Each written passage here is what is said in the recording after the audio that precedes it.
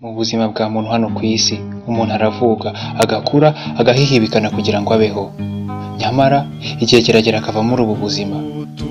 Ibyiza yakoze, ineza yagize, ibikorwa by'intangarugero yakoze, akaba ari byo bisigara bivugwa, bikamuherekeza no mu gihe aba atakiriho. Kuri uyu munsi turagaruka ku mateka yaranze Rugerinyange François, wamenyekanye nka Meya mu karere ka Nyanza. Iyi ni Gator TV. Njye ndi Jabo Divin Paraclet. Rugerinyange François yavutse mu mwaka w'igihumbi kimwe magana cyenda mirongo ine na karindwi, avukira i Nkima mu cyahoze ari perefegitura ya Butare, ubu ni mu murenge wa Huye mu karere ka Huye mu ntara y'Amajyepfo.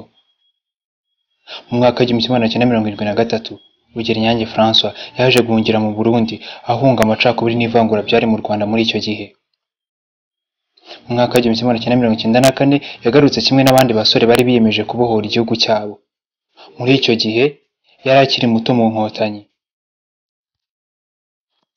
Nyuma ya Jenoside yakorewe Abatutsi mu mwaka w'igihumbi kimwe magana cyenda mirongo icyenda na kane, Rugerinyange François yabaye umuyobozi muri perefegitura ya Butare, aho yari akuriye imiturire.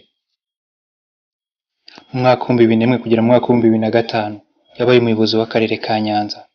Muri iyi myaka yamaze ayobora aka karere, uretse gukora neza inshingano nk'uko yari abishinzwe, Rugerinyange François kandi yaranzwe no kwiyoroshya, guca bugufi, gusabana n'abaturage, kugeza n'ubwo na nyuma yo kuva muri uyu mwanya yakomeje gushimwa bitavugwa n'abaturage, ari nako bakomeza kumwita Meya aho yabaga anyuze hose. Nyuma yo kuva kuri uwo mwanya yakomeje kuba umujyanama w'akarere ka Nyanza kugeza mu mwaka w'ibihumbi bibiri na cumi na gatanu. Rugerinyange François kandi yayoboye Croix Rouge mu ntara y'Amajyepfo, ari naho yaherewe ikiruhuko cy'izabukuru. Abamuzi bahamya ko bazamukumbura mu bitaramo by'inkera bye, ubuhanga bwe mu misango y'ubukwe, muri Kiliziya Gatolika, mu rwenya rwe rwuje ubwenge n'impanuro, by'umwihariko akaba inshuti y'akadosohoka y'urubyiruko, cyane ko yakoze ibishoboka byose kugira ngo urubyiruko rurusheho kumenya amateka y'igihugu cyarwo. Mu rukerera rwo kuri uyu wa kane nibwo inkuru y'incamugongo yasakaye ivuga urupfu rw'uyu musaza ufatwaga nk'inzu y'amateka. Akaba yazize indwara y'iturika ry'udutsi tw'ubwonko cyangwa stroke.